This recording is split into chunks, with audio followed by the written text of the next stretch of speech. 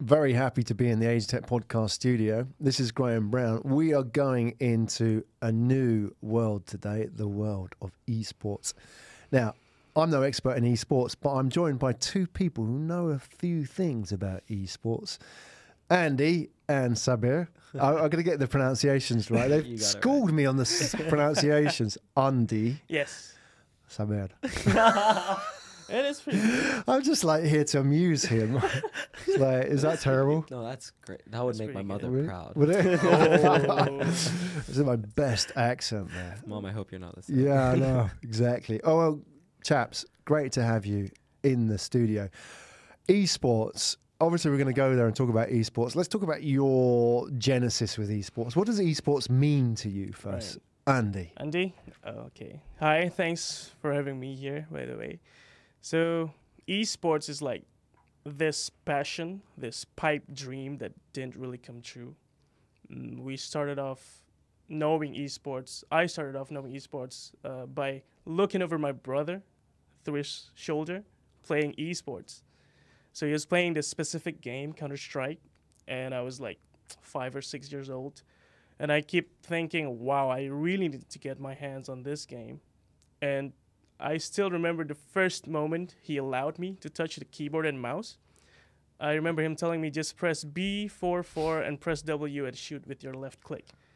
And from then on, I just got hooked, and I've been playing Counter-Strike for 11 years now. Wow. And, well, yeah, sadly it didn't come true, but I guess here's my chance again to talk. What do you mean more it didn't about come esports. true? You were planning to do what? So, esports for players, right? The main dream is to go pro.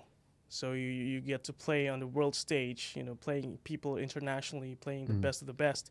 So I used to have that chance when I was like, I think it was 3 years ago. I was playing, and I was playing pretty good. So I get approached by the #1 team in Indonesia, Team Next Level Gaming. Mm-hmm. They have a CSGO, Counter-Strike Global Offensive squad, and they actually offered me a place to play with them. But that was right when I was just starting my college education. Right. And living in Asia with conservative parents and, you know, people not really knowing what esports is, I kind of went with the flow, I guess. So I rejected that. And then a second chance came when there was a world championship. So then they invited me to play for Indonesia. And that time I just started my degree. And so the pattern just repeated itself. So Wow. it just went down. So Like the option of either becoming a doctor, an MBA lawyer, or gamer exactly. for Asian parents. I mean, not just Asian parents, but globally. Yeah, globally. What would yes, it mean yeah. if you went pro? Yeah. What would that actually mean? I mean, Right. can you make a good living out of it? Oof.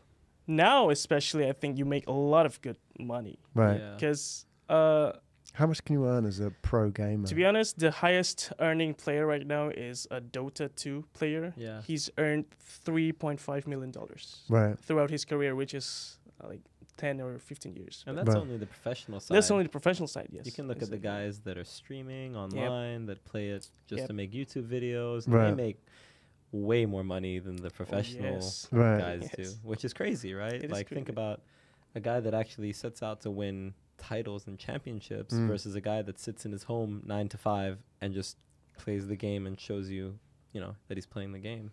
He makes more money than the other guy. Yeah, absolutely. Exactly. That's So cool, there's a lot of avenues you can go in terms of going pro or making it big in esports. Because, like Sabir mentioned, streaming, which is basically just pumping out content Right. to viewers. Then you get them to, I don't know, I'll call it pay you by maybe donating or subscribing to your channels. And that's good money. Like one of the best streamers right now, the most well-known is Ninja. Yeah. I think you'll agree, right? He plays Fortnite. I'm sure you know Yeah, Fortnite. I got right? a 12-year-old son. Yes. So yeah, he plays Fortnite every single day, Monday to Friday, 9 to 5. And I think he earns upwards of a few $100,000 a month just playing games. Yeah. But that's from the content point of view. what I meant when I was saying I had my chance was going pro as Right, an as athlete. a player. Yes. You call it athlete? Yes, they do call it Absolutely. esports athletes now. That's awesome, man. Absolutely. I Yeah. mean, you know, kind of going back on what he was saying, if we backtrack a little bit, esports is, yeah, sure, it's this like insanely exciting new kid on the block, right? In terms of the industry or the eyeballs, the viewership. But for the guys that have been following it for a long time, myself included, Andy included, it's just this feeling of nostalgia, this feeling of, can I swear? Oh, yeah, all the time. This feeling of shit, you know? Yeah. Oh, Yes. yeah. Oh. When my parents were telling me, don't waste your time on games, Mm. I could have been. And I could have been great. And I could have been doing this career that no one saw coming. But when you say, I mean, okay, I'm going to ask you about your sort of genesis in esports as well. But at what point has it become a career? Because like we're having this conversation now, 2018, and the Yeah. cusp of 2019, and now it's possible. When did it become possible? To be honest, you know, you can't look at one singular factor for it becoming a career or a viable path, because there were a lot of things that just added up for it to become what it is. If we look back, so I'm 24 now. Back when I was like 13 or 14, I was still on YouTube watching people play video games and create videos out of it, which at the time would be just preposterous to a lot of people. And that was considered a subculture, right? You were considered the gamer, and that was your kind of code.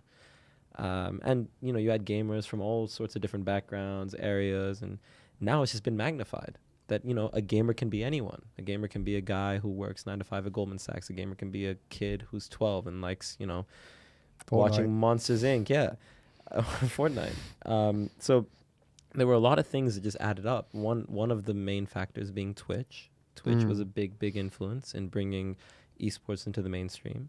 Another big factor were that certain game titles and game publishers actually decided, hey, you know, these games are popular. Let's build on it. Right. Let's actually make something of it. So the ones that I'm going to think of are like Dota, League of Legends. What is Dota? Come on, school me. Because you guys have been mentioning. Like we sat in the meeting the other day, and you went, "Yeah, it was Dota," and then you all laughed, and I'm like, Yeah, what it's the like the fuck's Dota? inside joke. Of, Yeah, it's like, oh, hang on a second. I know League of Legends. I'll let him explain, but I'm just Alright. going to say that Right. Dota stands for Defense of the Ancients. Yeah. Okay, so do you know the game Warcraft? Yeah. Yeah, Warcraft, you know it, right? Yeah, of course. Okay, so in Warcraft, there used to be this ability for players to mod the maps, modify Right, the maps, yeah. right? So there's this player, he's not the creator, but he's now sort of the one responsible for everything that's happening in Dota. His nickname in-game is Ice Frog. Mm-hmm. So this guy, what he did was he made a modified map, a gameplay inside Warcraft, that you put 5 players against 5 players, in which each player controls a champion, like in League of Legends, or a hero in Dota term. And your goal is mainly just fight it out in 30 or to 60 minutes and find out who can destroy your opponent's base first. Okay. So now that was just a mod to Warcraft, right? But it got really huge, that it became really popular, that by the time they wanted to make it to take it to mainstream, Valve, the game distributor, Yeah, do you I know Valve, Valve, right? yeah, and yeah. Steam, Yeah. right? Valve picked up Dota. He scooped up Ice Frog to work for them, and now they launched Dota 2. Dota 2 is now the mainstream title that everyone knows about. Right. Yeah. But is it based on based on Warcraft, It's- or I mean, it's a different engine, or It's a different engine. it's a different first. engine. Okay. Yeah. It used to be based on Warcraft characters, right? but then, you know, because it's picked up by another company, then there's copyright issues and Yeah, everything. gotcha. So they had to Different. change everything. Yeah. They changed the heroes, they changed the abilities, they changed the lore of the heroes, like the background story of the heroes. So it basically became a different part from Warcraft. So it became its own entity. So now this Dota thing is so huge that in the last biggest tournament Wait. of the year, Let's ask him. Let's Right. give him a bit of trivia. Sure, sure. You Yeah. want to guess what the prize pool for this tournament called TI, the Invitational, was? The the international, international was. the international. Guess the prize. What, the top prize or the complete pool of money? Both. Oh, I've got to ask a few questions first. Sure, In context, sure, like, so is this a tournament that Yes. happens in a place? Is Yes. it like a competition, or is it like online? How Or many teams are there? that There's participate? 16 teams. 16. total. 16 teams Yeah, so they competing for did Dota? From around the world. Yeah, from Right. around the world. 500,000? 500,000. All right. Go up a little bit. 1 million? Just a little bit more, man. 5 million? Oh, come on. Don't be stingy, Graham. What? Up 10? more. 20? A little bit more. 30 million? No, that's too much. 25? So yeah, 25 the million number bucks? is 25 million bucks for the whole prize pool. US? US dollars. Not Sing. No, US dollars. Wow. For That's- 16 teams? Yes. No, Wow, so I mean, see, there's some big earnings to be that's had. not. That's the problem, right? It's just for 16 teams. Right. You know how many gamers there are in the world? Who knows? Hundreds of millions. Well, hundreds of millions. We at current date, we're like 7 or something billion people on this planet. Mm. Recent research suggests, or no, sorry, not suggests, shows that there are 2.4 billion gamers Right. in the world. That means that 1 in every 4 of us is a gamer. Mm. Big reason why is because this thing made it so Mm. Yeah, accessible absolutely. Mobile. to become a gamer. But of those 2.4 billion gamers, you take one game title and one tournament, and it's 16 teams. Yeah. 16 teams of 5 players. So that's 80. That's 80 players. That's it. Of Right. those 2.2 billion gamers. Sorry, So- 2.4. Let me understand. If you would have turned pro athlete, you would have been competing in the equivalent of that with your game. Those kind of things, right? Would Yeah. that- all right. Yeah, at the top of the world, All right. You would have competing made with the best. good money if you were winning. Good money. But only if you end up at the top 16 teams. Right. It winner takes all, really, isn't it? Yes. Okay. Sabir, yourself, as a gamer, we've established that you are a gamer. Yeah. But have you dabbled? I mean, I know you sort of mentioned a few things, but we haven't sort of gone a bit deeper. Did you ever have the chance to go pro or to make money in content from that? I know obviously you work for a Yeah. gaming company as well. What was your sort of journey with games? You know, unfortunately, I never had the kind of opportunities he had. I was always a kid that loved to try different things. Right. So, You I should have stuck with one game for 15 years. If you That asked my was- mother, she would have said you should have stuck with one sport as well. Okay. So yeah, I mean, I loved games. Games were a big part of my my childhood growing up. Hmm. It sounds a bit ridiculous, but when the first PlayStation and the PS2 came out, it was big things. And I remember I'd be just a toddler in these big houses in Iran, and my whole family would be playing games like Tekken, Yeah. like all spurring each other on, and then I'd come in, and I'm a freaking kid, and I'd kick their asses at these games. Exactly. This is how you tell it. Yeah. right? Well, and my love just kept growing and Mm. growing, and I was always playing games no matter what. But games never took over studying, and that was Yeah. a big part of my parents' upbringing. It's a similar story, isn't it? There, Yeah, isn't it? yeah, definitely. That pressure. They never pressured me to do anything, but they just told me what traditionally would make you succeed in life and what Right. wouldn't. And I studied finance. I went on to become a trader. I did everything. It's a bit like gaming, though, isn't it? It's still a little bit like Yeah. gaming, but don't tell my mom that. Yeah. And this whole time, I just kept watching this passion of mine grow, Mm. legitimize, and just bring in a crazy amount of money. Yeah. And I was hurt, personally, because I do you wasn't mean? able. Because You missed that opportunity. You feel like Definitely. if you were in there earlier, you could have been part of that. definitely, I feel like I Yeah. would have changed my. There must be a lot of people thinking. I would have changed my study. I would have changed what I went on to Well, what can pursue you a study at degree in. university? Definitely something in computer science and development. Games. Yeah, Game and that's develop- that's a big part of why I couldn't get into a gaming company. That's why I'm at a startup, Right. Mm. because I didn't have the prerequisite skills to join just Yeah. a gaming Blizzard company, or a Riot, or unless I wanted to settle for something that I didn't want to at the time. Mm. So my story with gaming is a little bit different, Right. in that I feel like you represent a part of gaming that I idolize. The guys who are just insanely good at what they do. Mm. And I'm kind of coming from the viewpoint of the guy who just loves playing games and doesn't want to just spend money on it. I want to be able to get something Get out of money. it. Right. Okay. You know? Yeah. Gotcha. But yeah. but then it's sort of the same story going up, because at its core, the struggle that is faced by all gamers, competitive or not, is that rejection by the community or by your own parents. You know, like you can't just play games. What are you gonna become when you're an adult, right? So, living now in 2018, looking at all these athletes making big money playing games that you've always done your life. I mean, I've been playing 11 years. Why can't I make some money? I mean, I did make some money, but that's not the kind of money that I was expecting, right? Not 25 million. Not 25 million, Yeah. right? Yeah. But the struggle is the same. It, like, I relate to you saying that you feel this pain, like looking at the industry going so big right now, because that's what I thought of when I wanted to go pro as a player. You're just a little bit too early. A little bit too early, yes. Yeah. But then, I mean, the causes are like parents and community and culture, right? But I don't really have this urge to blame them, because it's just the way this industry evolves. Yeah. I mean, come So- on. Look, Exactly. playing games all day. Yeah. Suddenly, you know, and yeah, I'm going to make money out of this. Don't worry. Of course, they don't believe Exactly, you, right? exactly. There's always got to be a first. But then Yeah. the reason why I don't blame them is because I think it falls on you as the player to prove yourself Yeah. if you're really worth that much money to play these games.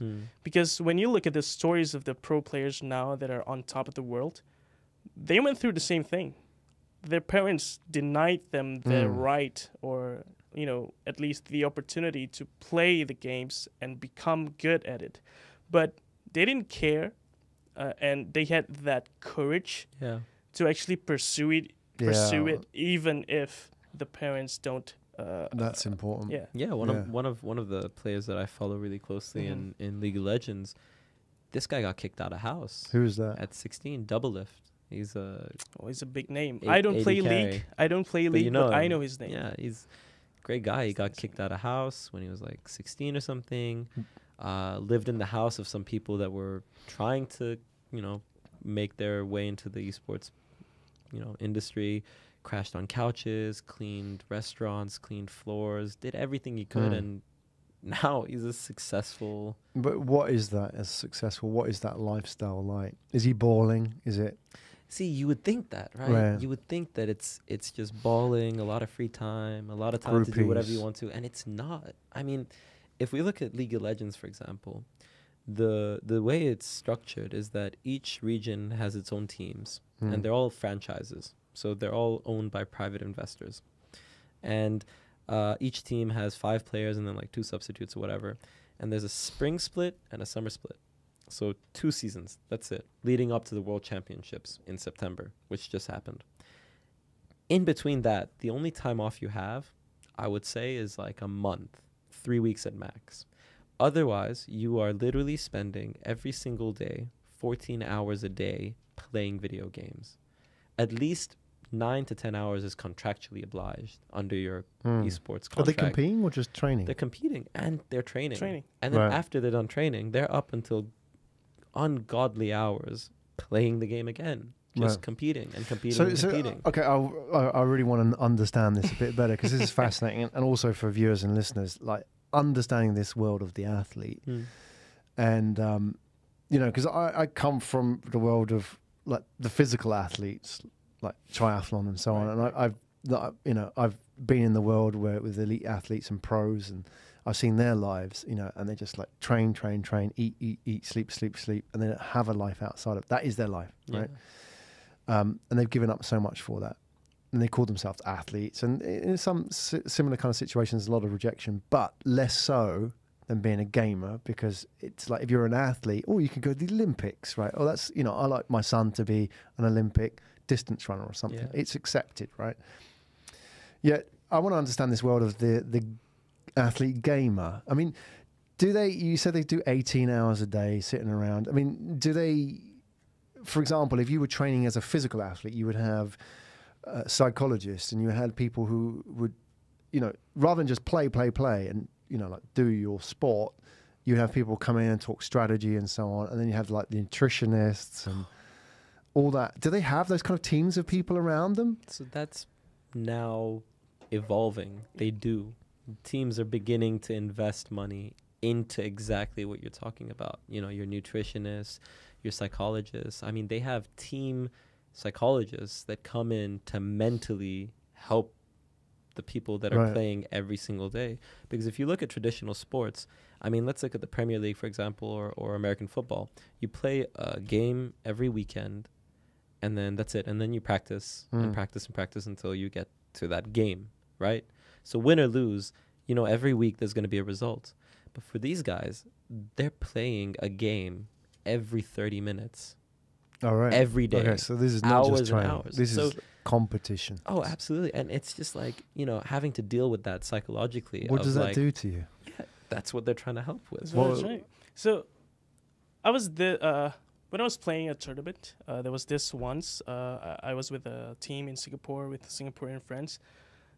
Even at the amateur level, the scheduling is a mess because you have to play a game, and 10 minutes later you have to play the next game. So that not just put a toll on your body because despite popular belief, playing games actually make you tired. Yeah. And the second thing is your mental state of playing, especially when you just lost a game and you have to play your second game 10 minutes after you felt that loss, especially if it's a devastating loss. Yeah. It's just not healthy. Do you get pissed off? A lot. Oh, you do? I thought you gamers are like, okay, it's cool. They're There's a just like, specific term for it. what is it? It's called tilting. What does that mean? Is that like rage?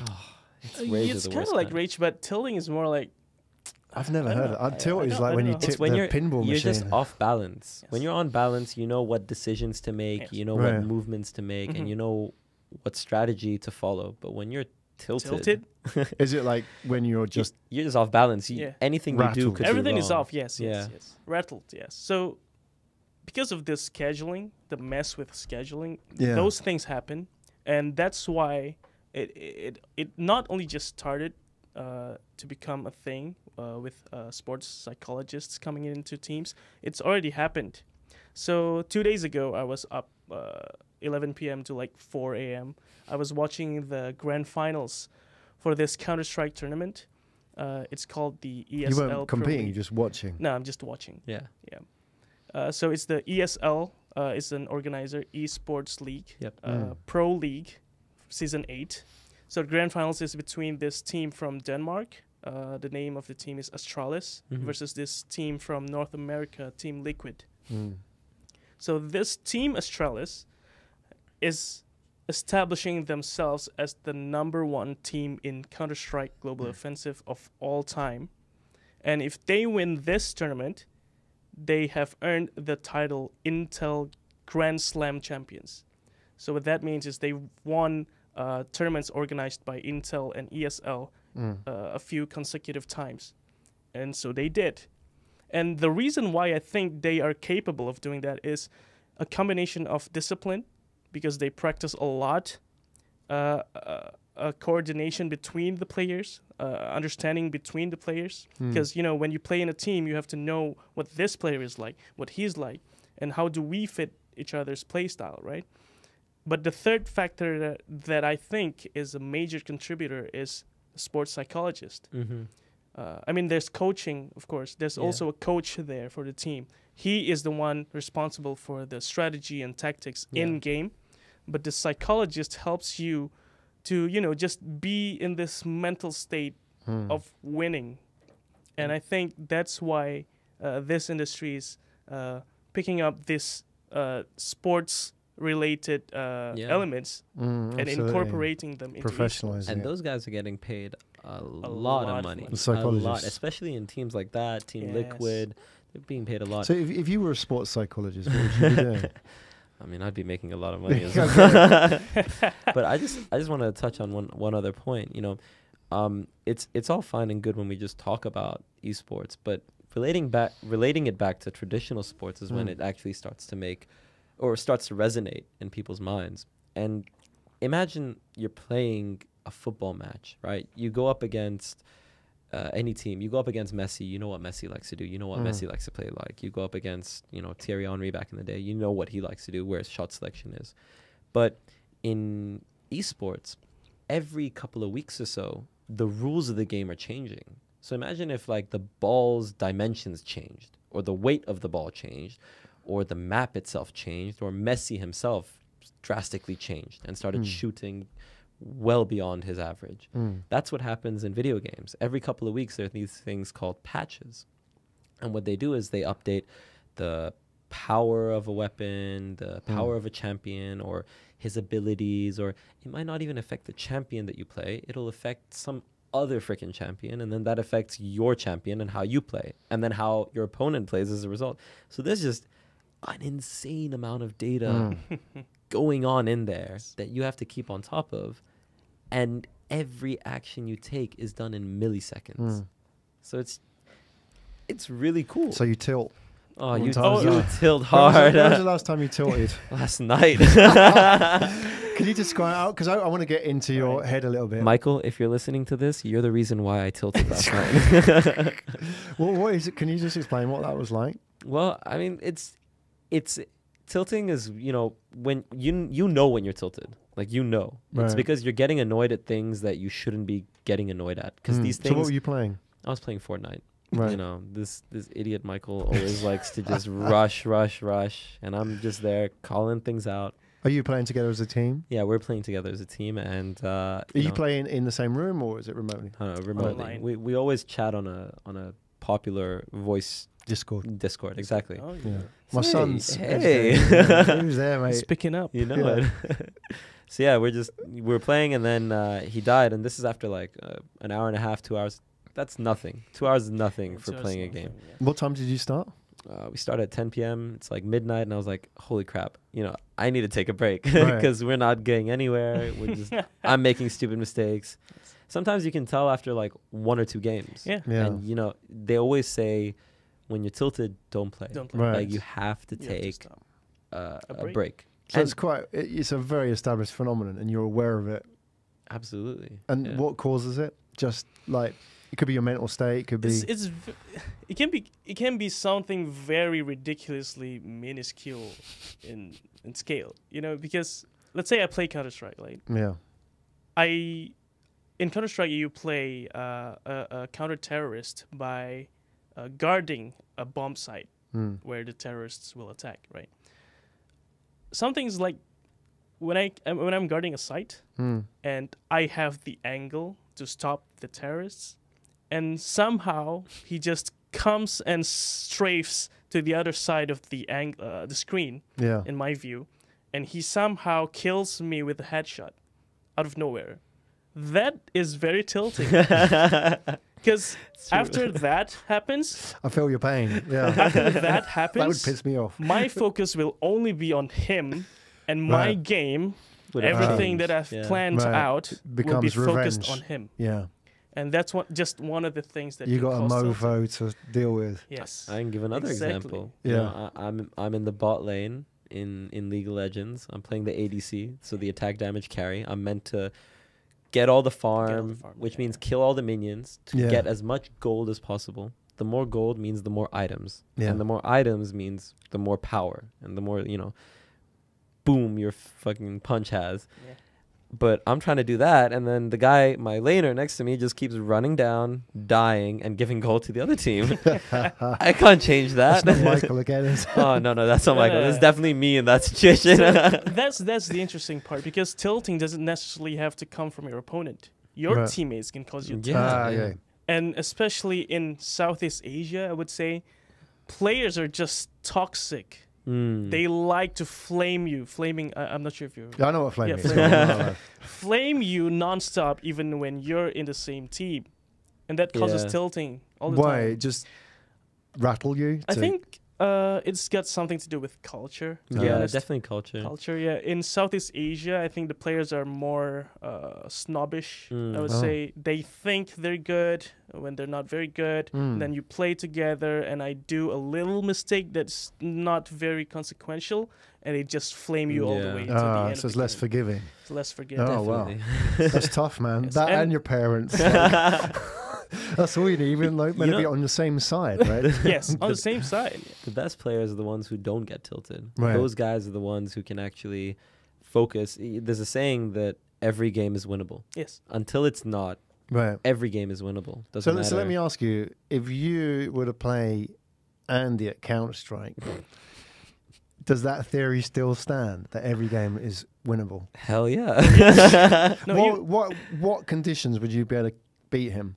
Apart from that sort of move he's just given away, he's strafe across the angle. That'd be tough, you know. That'll be tough, yeah. What would the chances But be? do you play Counter-Strike though? No, right? As much, So that's no. the thing. It's pretty hard to tell when you can win in a game because you don't play the game. Yeah. Right. Like I know League of Legends because I play Dota. It's similar in the genre, in a genre sense. And the strategy, like the it's strategy, 5v5, right? So it's similar. So But he'd be lost. I'll be lost. Like these are games that are pretty much, you know, one is just a longer scale game and one Right. is a shorter scale game. They have champions, they have abilities. It's 5v5 and you have to destroy the base. Mhm. But he would be lost if he was in League of Legends with Right. me, and I would be lost if I was in Dota with him. Lost in the sense that we don't know what the hell is going on in the other game. Because you'll have to learn a whole range of new heroes and champions. You'll have to learn the items that's available to purchase. You'll have to relearn the mechanics of the game. And that's just not compatible with each other. But- Does that then sort of, I mean, does that sort of encourage people just to stick to one game? Because the learning curve is so huge. that's an Yeah. interesting And do they make point. it like that for that reason? Because there's a real benefit. If you stick at it and learn it, go up that learning I curve, never thought about that. then there's a real benefit, isn't it? Never Yes, thought about that, but Graham. it's a good point, and I think it's valid if they think it through. But I Yeah. think they don't really think that much Really? about that. Because just building the game, adding one champion into a game, patching one champion in, would result in a very different gameplay. We call it meta. Yeah. So The it's meta. the way we play the game. Just adding one hero would change the game in unimaginable number I of think ways. explain the Right. meta a little bit more to him. So meta is like, so you have a pool of heroes, right? Champions. Let's say you have 100 of heroes, but you only get to pick 5 for each team, right? So you at one time there's only 10 heroes. So then there's this best strategy to go for a game. When you know that if you pick this hero in a combination with this hero, you'll have a better chance at winning because these heroes are overpowered at the time. So, but then meta is like the way you play the game in a sense that these are the popular heroes, these are the popular strategies, and this should be the strategies you deploy to maximize your winning chance. That's a meta. Right. So adding another hero, brand new hero, would change everything in Right. the meta. Yeah, upsets the balance. There's Yes. like an ecosystem of Yeah. strategies. Yes, and exactly. So deployments. when you say, is it in their mind to make a game so hard to learn so that people would stick to one game? I don't think they even know that this strategy exists. Because just adding something new is just Right. changing the whole Just game. upsets the balance completely. Yes. I mean, like there have been times, especially recently, in the past year, where the meta, so to speak, for like a game like League of Legends shifted so drastically that teams benched their entire starting lineup. Imagine that. Wow. You know, you're That's like going back to your point about changing the rules. yeah, right? It's yeah. like You're a Messi or a Ronaldo, and suddenly you're just benched. suddenly we've got rackets. Yeah. it's like, it's like now you got to use this It's thing. ridiculous, and Right. these guys, that's their livelihood. Right. But that's your tough, your huh? livelihood is Right. that you are good at playing this position Right. and these champions. But then don't they kick back and say, hey, look, we've got millions on this, and How you are you just gonna kick basically back? right.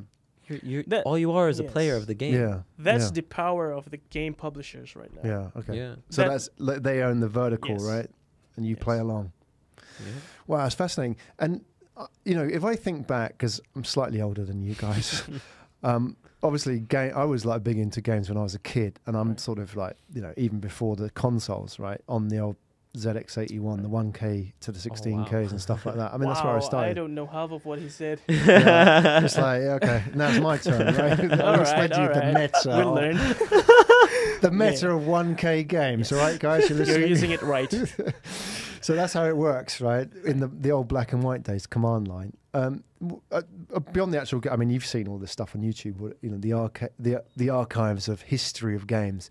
What's really interesting, though, I suppose, talking about it in the context of what you guys are now talking about, is how people perceived it back then. I remember because I was into games, and those days you would get like those compilation cassettes. Right. Bear with me, you know, No, I cassette.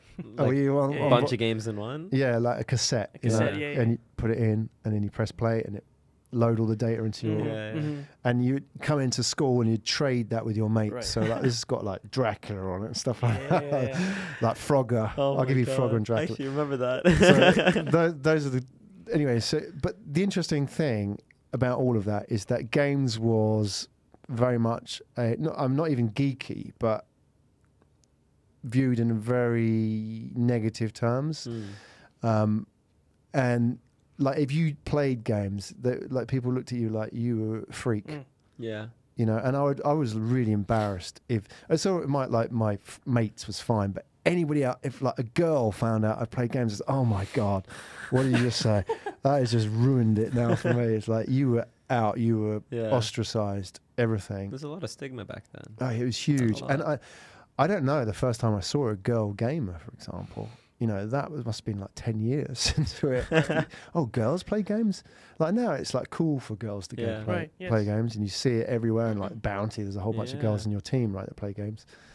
But back then, like girls did not play games. And that's changed in a generation, right? Absolutely. Yes, absolutely, yes. Like even when I was still in high school, and I'm talking only like 2010, 2011, 2012, it was still that kind of stigma, you know, like, you know, gaming isn't necessarily that cool, even though a lot of people played it. And there weren't many girls who played it either. Right. And it's really just shifted massively. Recently. I mean, what is that? What is that? YouTube that's done that? It's not just the gaming industry. It's like Instagram, it's Twitch, it's influencers. It's the fact that influencers even exist. Yes. You know, it's at the root of it all. It's just technology. Like technology is just changing the landscape completely. I mean, if you look at it now, girl gamers as a population of the gaming population, it's like 40 to 42% or something are girl gamers. That's huge. That's you know, it's crazy. Where typically girls are the minority in something, and it just goes back to again how widespread gamers are. Have athletes, female athletes? Yes, in these there teams? are. Yes, there are. There's all girl teams. There are a lot of teams that focus on the all-female teams. Yeah. But I kind of Are they sound like like token female team? No, or? they're still not. The problem is they're still not competing on the main stage with the Right, Yes. with the guys. and that's not necessarily due to discrimination, because when you see girls are not competing on the main stage with the guys, you start thinking, right? People will start thinking, oh, they're discriminating against females.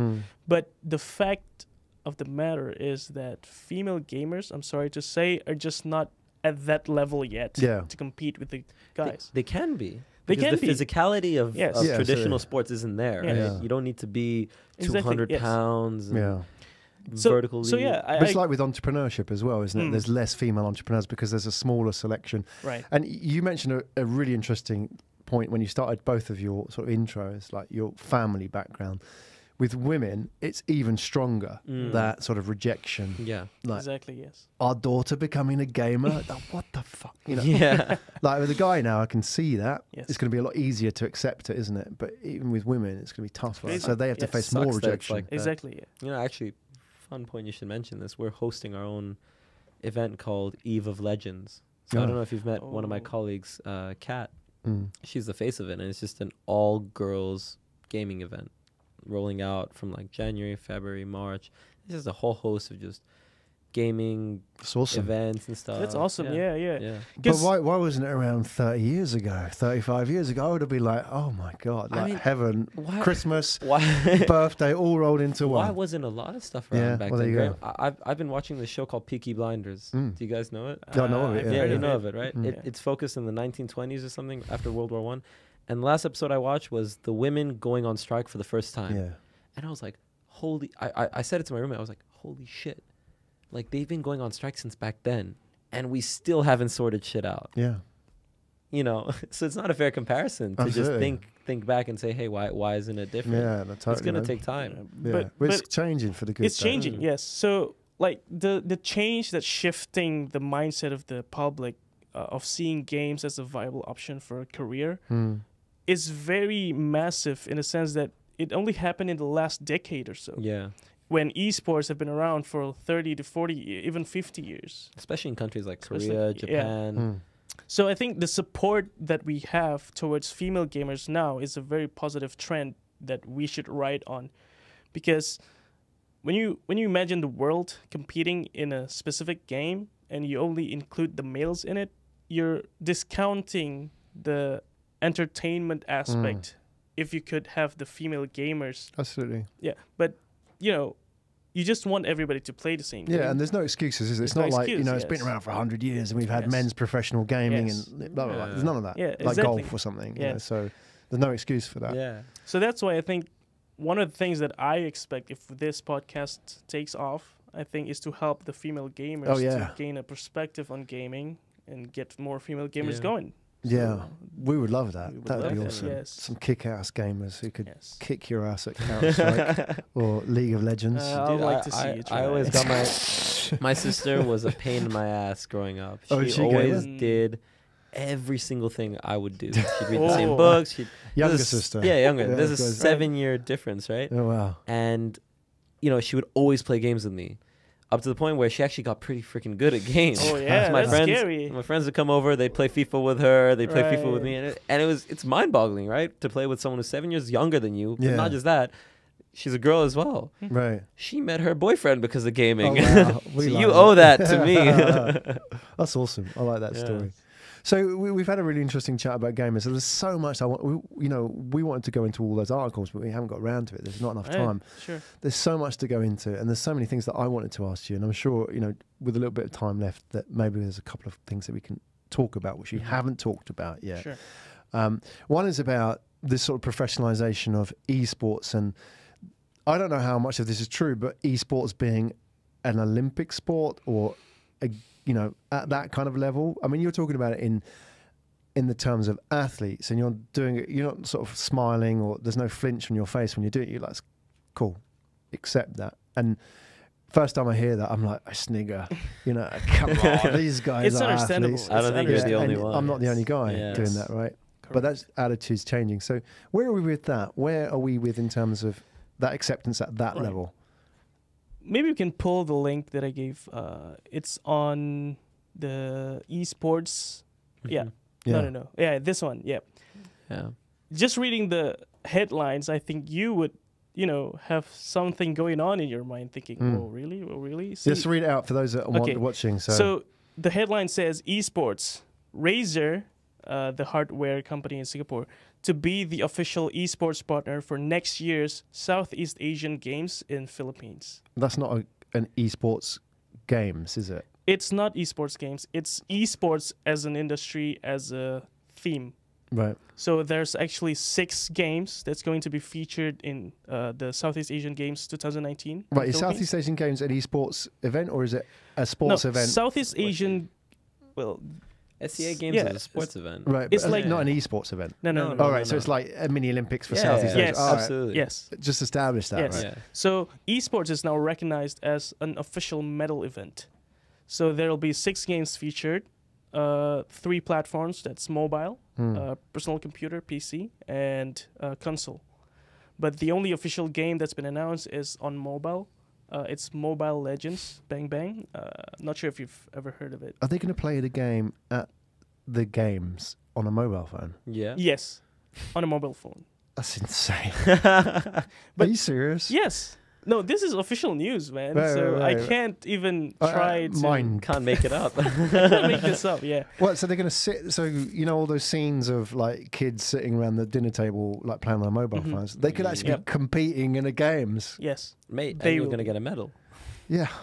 And they've- money. All those years training, I thought they were just Yes. sitting around playing on their phones. Yes, exactly.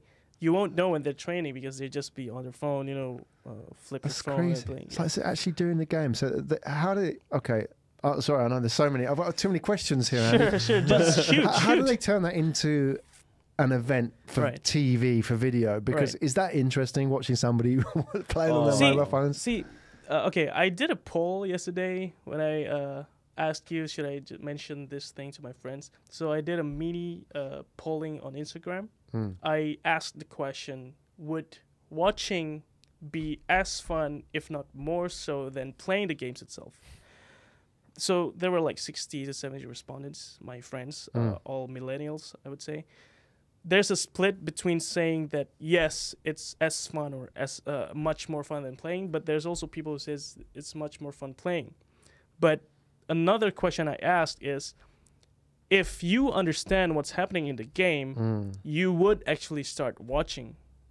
For this one, you have like 70 respondents, and 63 or 64 of them said yes, they would watch. Right. So they need a So- commentator and Yes. I mean, they do have commentators now. Wow. So in terms of the games that are featured now in C Games, Mobile Legends, they actually have existing leagues for it. So the games are actually broadcasted to people who are playing the game, because then they would know what's going on in the game. Then they would enjoy it. right. But for those people who don't know the game, like, you know, they don't play the game, or they've not been exposed to this game, then it wouldn't be as interesting, because then you won't know what the hell's going on, Yeah. right? Yeah. But for those who know the game, then this would be an entertainment.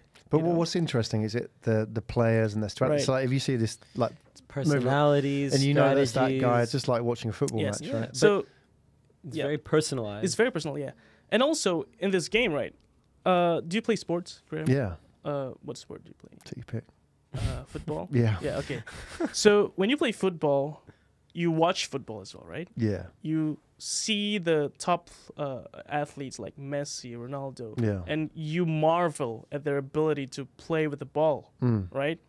That's what people do when they watch esports as well. What do you marvel at? So when I play the one of the games is Mobile Legends, right? When I play the game, I can do stuff that I know is pretty good when Right. I play them. Yeah. But when you give a pro player the phone and they play that character, they can do shit you can never Like what? imagine. Impress it's me. crazy. Like no, What do they do? we can't, because it just sound like gibberish to Well, you. try. It's just like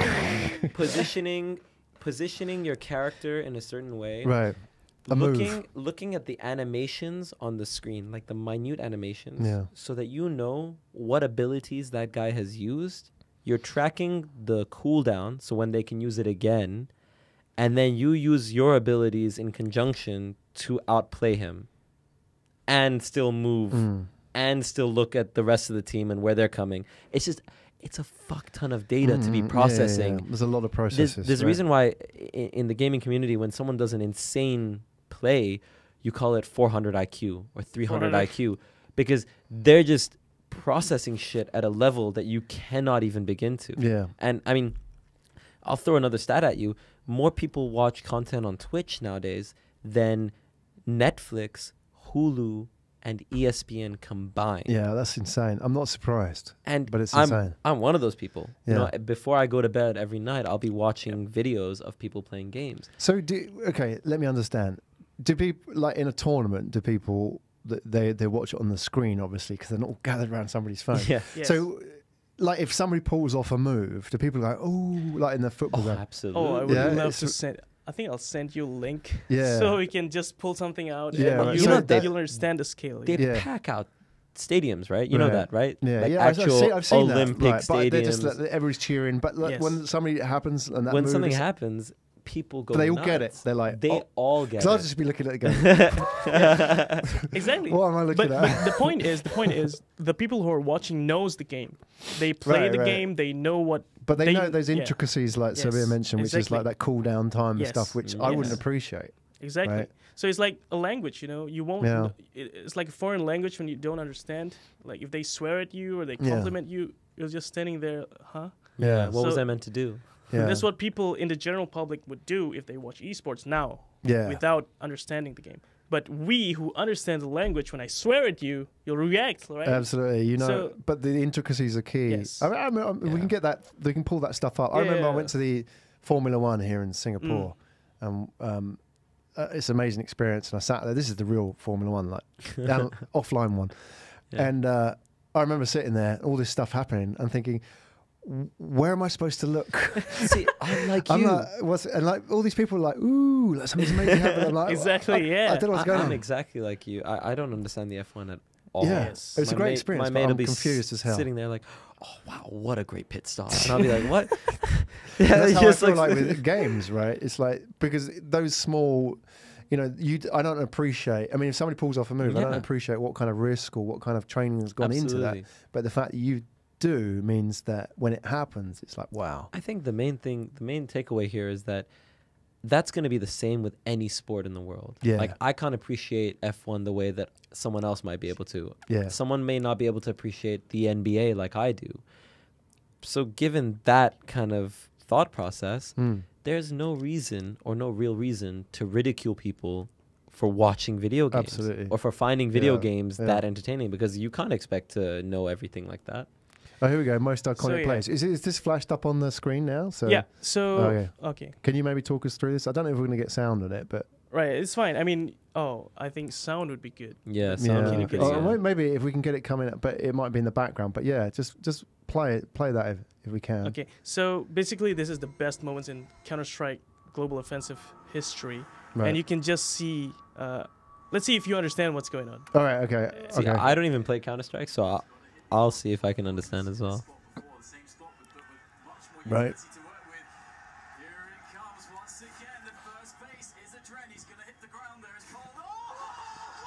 Oh, Did I miss something? crap. What was that? Okay, maybe we can pause that. Is that- So Crap. Anisha's like marveling at what's happening. So there in that I'm scene, slow. in that scene, What? you can see the X-rays, right? The Oh silhouette yeah, of the yeah, people. yeah. I saw that. It's not available on the player's screen.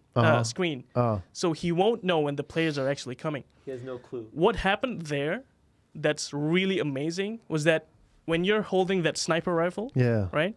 If you jump, your accuracy is like 0. Oh, okay. So But he actually got the shot in. he actually got a shot, a double kill at that. Right. So Wow. when people There's a see lot that, going on there. when people see that, they'll go crazy. They were cheering like, "Whoa!" Exactly. 'Cause I mean, Did yeah. you see that? Yeah, because Alright. the odds of that happening are freaking Really? slim. All right. Can we look at that again then? We I can might just watch, appreciate it the second continue. time We can round. just continue watching. All if right. you There's want. gonna be more. Yes, there's a Okay. lot more. Okay. The Alright. next scene. Maybe you can just. I want to see if I get this one. Yeah, sure. And look at how many Look at people the are crowd. watching Look it. at the crowd. Unthinkable. They all had the same. And this one, he's playing very sneakily, right? The player doesn't know he's there, so he's waiting for him to wait other players out, and he kills them all. He actually He won the round stood behind him. on his own because Right. he made that play. He's It's out a of the 400 IQ play. That's what. Oh, is it? And this one, he's very lucky because he gets a one shot. He just randomly shoots and he kills one, and another one. So, But so, is that random or is he just? Is it just He skill? knows. so, Ah. so Counter-Strike Look is. at this. Oh my god. Okay, we can pause there. So I don't know much about Is Counter-Strike. that the dude there? Like, I don't know much about Counter-Strike, but I know that Counter-Strike is one of these games where you have to know the map. Like you know Yes. every corner, every inch, and the view that you can have from those locations. So they have an idea of like, okay, maybe the guy could be coming this way, Yes. or Right. maybe someone's. But to hit that shit, like that's another instinct. Like yeah. even if I knew exactly when the guy was going to be there, even if I had all the information to just actually make that shot, I would probably fuck it up. Yeah. It's a whole nother function of your body, to know that this guy is coming and you can shoot at him, and actually shooting him, it's a different function of your body. So it doesn't mean that when you know a player is coming, you can definitely kill him. That's why some cheaters who actually use software to be able to see people through walls, some of them still suck because they can't shoot, right? So I think the amazing thing that we just saw is that when you understand that those shit happens at the pro level, you want to watch that. And you watching them live will go crazy, man. Right, gotcha. Can we, if we got some of the, if we can go back into that video, Right. there's some of the crowd in there as well. Are we gonna? Yeah, we can. If you want If some, there's anything in if you there, want some big crowds, I can show you some other videos. Yeah, I mean, All right, well, maybe. let's maybe. There's the Maybe Yeah. maybe Let's go back. Sabir can. There they are. Sabir can. So who's this team here? This team is okay. It's just like Right. chaos. Well, I'm not for sure if me. I can like It's explain everything. in Yeah, I'm 10 trying to minutes. process it all. Yeah, And maybe Sabir yeah. can show him a There's video a- where there's a crowd. Yeah, I'll show you the league crowd last year. Well, maybe you can Google. Yeah, search on the you video. Just search on If YouTube you- or yeah, something. on YouTube. Yeah, on YouTube. No, in the YouTube search bar. Yep. If you type LOL Worlds Elder Drake, Elder and then Drake. Yeah, there. So, yeah. So this was last year's championship, and it was held in China, and this Wow. is the stadium that they held it in. So if you look at how Oh, big But it it's is, got a real Wow. dragon. It's That's packed. awesome, man. so that's an objective in the game. That's a non-playable character in the game that you kill to get a buff, Yeah. and they use CGI to just put it in the game and So- put it in the live broadcast Right. Yeah. of the finals, and people went nuts. Yeah. Like to this day, we still talk about it. Like this whole stadium is packed How much would they pay? to watch. No, the, to go to an event like this. Ooh, I mean, it could go into the hundreds for Hundreds, leagues to $100 hundreds, on yes. the black market. and yeah. they usually sell out in like 24 hours or less. Yeah. It's gone. So do they have things like, like fans of certain teams are like, I love this team and I hate that team Yeah. and this guy it's sucks. not just teams; it's regions. Right. It's regions, know. yes. Yeah. But you see, there's a different layers to being a fan of the game.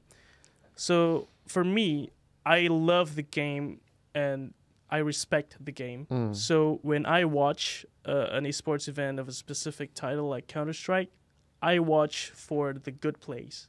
So whoever plays, as long as they play good, I'll support them because Right. that's what I want. That's what I want to see, right? But there are also people who are supporting specific teams. For example, Danish people would, of course, love to support the Right. team I mentioned, Astralis. Yeah. Right? So the event that they just won 2 days ago, it was in Denmark, and whenever the enemy team make a good play or if they win, the crowd is silent. Mm. But when they do something, even if it's just something that is barely good, the crowd cheers like crazy. So there's those kinds of fans as well. But That's awesome. in the future, right, when we talk about SEA Games, it's nationality, right? Mm. So when you're competing as a nation, then your nation will cheer for you. All right. So let me Yeah. ask you, Yes. if you were to represent Indonesia, Mhm. Singapore, maybe Crap. you got choice. what was the game you're going to represent for? Counter-Strike. Would that be at the SEA Games? Oh, that's not announced yet. Right. So the 2 PC games that is going to be played is not announced yet. Right, but that must be. I mean, if you are the publisher of that PC Right. game, that is a big deal to It get. is. It is because Yeah. then the money would be pouring like crazy. Yeah, Yes. and sponsorship and so on. Publishers- What about yourself? What would be the publishers game take a you're representing for? Holy crap! I'm so bad at a lot of games. you're a I generalist. gotta- Maybe you're Generalist. gotta sports choose a- psychologist there. Oh yeah.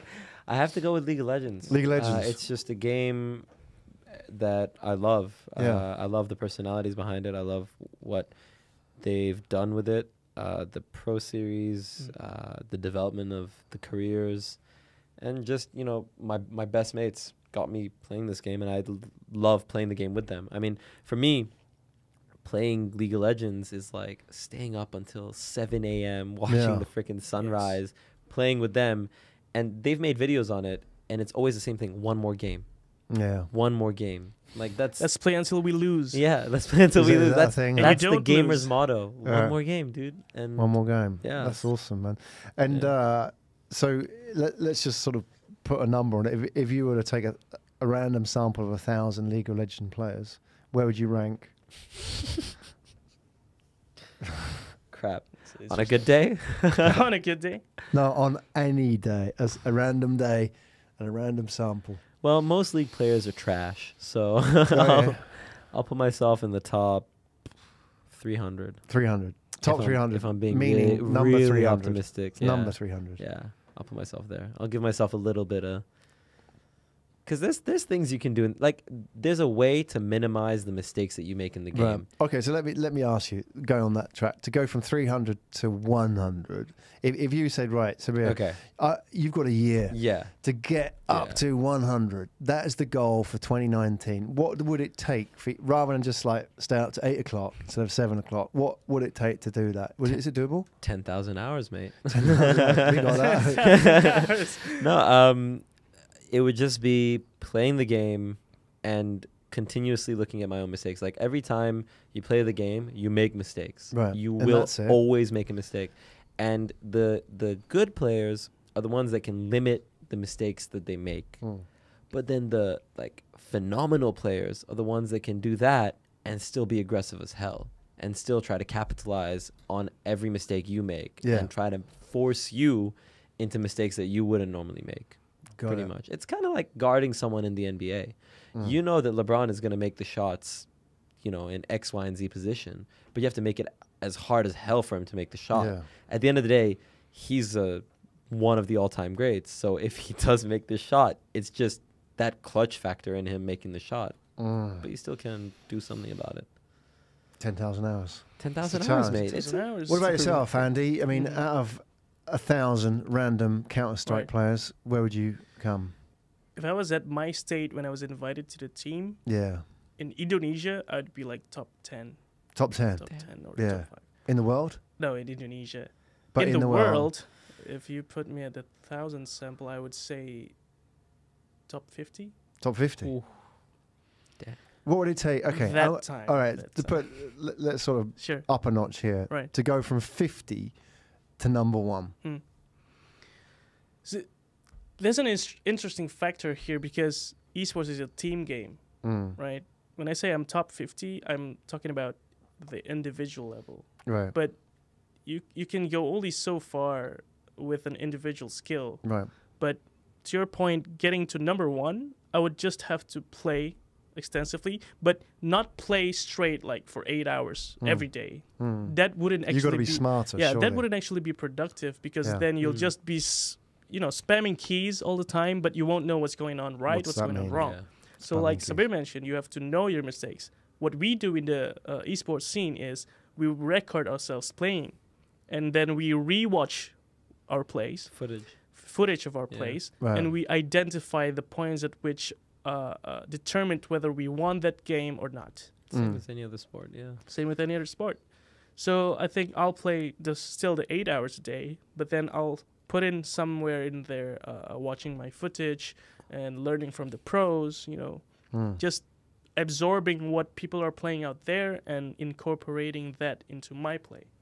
Could I want to ask you a question. I'm just sort of rounding up. Just curiosity, because I'm a psychologist and I like understanding how people's minds Right. work. Mm-hmm. And if you're constantly training yourself to certain situations, like in Counter-Strike, like we've seen on the video here, but it's familiar situations, familiar map, familiar sort of repetitions of behavior and patterns and so on. Is that sort of with you throughout the day when you're not on the computer as well? Yeah. Are you seeing the world through this sort of lens? Because I think back when I was coding as a programmer, when I got really, really into it, coding, I would see like all social interactions in code. And like, if I'm looking at a pen on the table, like now, I'll be thinking it in terms of like a stack and, like thinking about coding a stack. And it just kind of like constantly training the brain to think like that. Definitely. What about yourself? Yes, definitely. I'd say Because so. as I was playing intensively like 4 to 5 years ago, when I go to class, I would think of the things that I would have done better when I played last night. Yeah. I would think of the mistakes that I made, and I would think of the things that would make it better for me. And then I would already plan, like, this night I'm going to play for this much hours, I'm going to play Have a with these strategy. people, and Yeah. I'm going to improve this aspect of my gameplay. But when you actually, so there's Right. that going on in your head, and Mhm. actually in the class when the teacher's standing up, are you thinking about, like that angle Right. there, and is that sort of like, Well, is that going on? no, but I don't think I've taken it to that extreme. Right. As in gaming is But just... you like, you see your world in that Yes. environment, Yeah. like, it's a map. And Yes. Yes. You know- I mean, you you know what I have to, because when you're playing, especially in Counter-Strike, you have to hold angles, right? Yeah. Well, when people are peeking, you know, okay, if he peeks here, I have the upper hand because I have the better angle. That's what you see in classes, you know, like when you're entering the door, which way do you go after you open the door? Right. Like You, going when left? you came in tonight, Yes. like, into the When I studio. came here, like when I came to your door, Yeah. like I would have identified which chair should I be sitting at, All right. right? Because there's a strategic point there Wow. somewhere. Yeah. There's So it's gotta hard be. word. I mean, because you've trained it so much, you can't Yes. untrain it. It's You like can't. like a reflex, and because And- you're not thinking yes. about it, that's what makes it a better skill. right? Exactly. So it's a muscle memory thing. Yeah, absolutely. So I haven't played Counter-Strike for 6 months now, but Oh, wow. I'm pretty sure if I get on it, I'll just be playing for a day and I'll get back most of my skills. Well, that I've now's your chance, accumulated. Sabir, to get in there and beat him. Mm. He's been off for 6 No, months. but 6 I'm months. waiting 6 more months and then. What about yourself? I mean, you know, in League of Legends, and does that sort of play out in your day-to-day life when you're not playing? Do you sort of see? Yeah, definitely. I mean, you know, you play first of all, then you look back on what you did when you were playing, Yeah. or you know what your mate's saying, and then you watch another guy play, and you're like, oh shit, like he's doing this, maybe I should be doing this, or play this champion, and then you go onto one of the many websites that stores your data, and you're like, oh, you know, that's the new champion I should be playing, or that's the new item I should be building. Mhm. So yeah, definitely. I mean, there's a point where I was playing so much Fortnite, I'd be looking at the bloody trees and I'd be like, oh crap, I I'm gotta gonna farm this shit. Heck that. You know, it's just natural. Yes. I think, What is he doing down there? Game resources. yeah. I mean, look, I mean, you could kind of call it addiction at the end of the day, but Yeah. no. I mean, everything in moderation, including Yes. moderation itself. Absolutely, right? Oscar Wilde. Yeah. So I think it's been absolutely awesome speaking to you chaps, and I hopefully, you know, I'll take less of a role in this podcast as it grows, and more of a backseat, and we get some interesting people in here who come from different angles as well. But even for myself, and hopefully for the listeners, today was just an education. It was awesome, and you know, I think you can't knock anything that somebody's passionate about and like convicted. You know, anybody that's going to put in that time and develop a skill and be committed to something and go through rejection to get to that point is something which is worth celebrating, really. And maybe we have the professionalization of esports as we see all that going on tonight, sharing those videos and so on.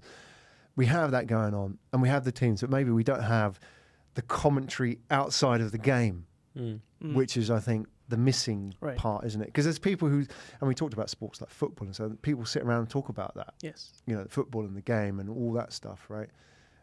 Outside of the actual match, because there's that, the match is, you know, the game's just a little part of it, and there's this whole sort of ecosystem outside of that. And I hope that this show becomes that. Because, Exactly. you know, Hope so too. those worlds, right? And you're giving a voice to all those people out there who are part of that. Whatever form and, Yeah.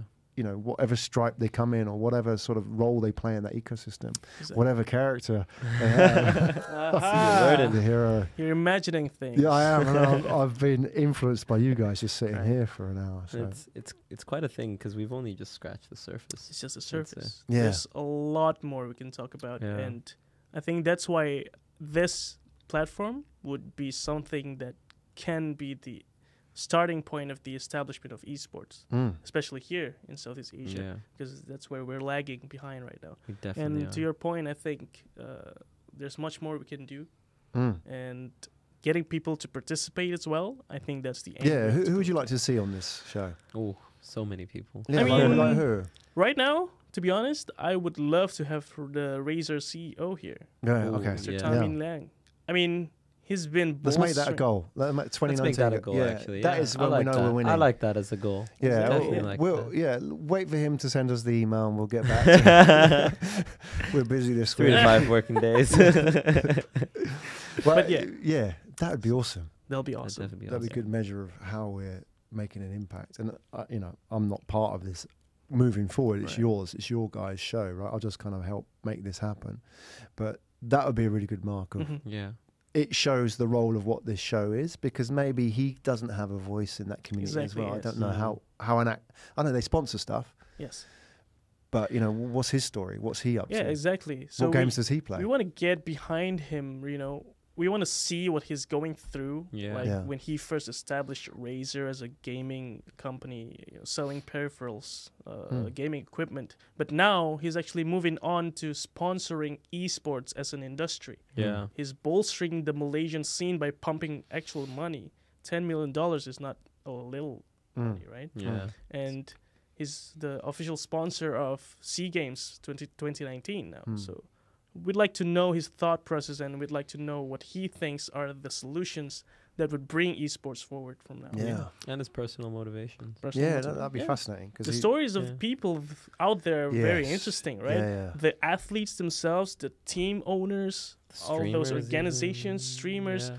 everyone's got their stories. So I think this Bring is 'em the on. right platform. Yeah, give him a platform. Absolutely. So he's a really good story to get on. What about yourself? I kind of want to bring the community people, the people that like try to make it in this industry Yes. in the different ways that they try to, whether it's like event organizers Yep. or streamers. I mean, a thing that a lot of people forget about is that, hey, it's not just the players at the end of the day that make up an industry. Yeah. There's Correct. coaches, there's shoutcasters, there's streamers, there's event organizers, there's freaking travel logistics people. Like Logistics, this, yeah. Psychologists. psychologists. Yeah, that would be awesome to bring one of them on. Yeah. I would love to. Yeah, I mean, I would yeah. absolutely love to. It's gonna be a crazy session be talking great. to Yeah, no, really get psychologists, into that. Yeah, Exactly. especially Yes. the Team Liquid psychologists. I wanna talk to those guys. Yeah, it's a big industry, It and is. there's a lot to it. And we just hope that everyone can come to it with an open mind, like you did. Exactly. Yeah. Yes, that's the important part. I think. Yeah, because Come with an open mind, and I think you'll be opened up to a whole new world. absolutely. Yeah, we're just starting. This is level 1. Yeah, gaming transcends age, gender, Yes, background. that is the point religion. I was about to. Right. I generally think esports can be the vehicle to world peace. Wow. I like that. I like that. We'll That's bold explore and that. good. We'll explore that as we go along. So. Yeah, I mean, make that United Nations Sustainable Development I Goal like that. esports. Yeah. Well, on that note, we can't better that, guys. We can't better that. We can't go any further. We are done. Graham, Well, I need to go home, mate. one more game. Come on. Until we lose, sir. Until One we more game. lose. He's Come on. learning. It's not even 4 o'clock yet. So anyway, it's been a real privilege. I've thoroughly enjoyed this. It was really good. Really, really, honestly, so pleased you guys have stepped up and done this. There's a Thank you. space. There was a Thank you. microphone open for the industry, and you're sort of ahead of your time, but hopefully this is going great places. So listen, we've talked about all those kind of stories, all the kind of people that we want on the show. These two gentlemen are going to run it from now on. We put the call out there. If you want to be part of this, if you want to kind of help make sense, tell the story of the esports industry that's developing, then the best way is we'll put all details in the show notes. Reach out, comment, like, subscribe, all the usuals. We'll be back. Thank you, guys. We'll be back. Thank you.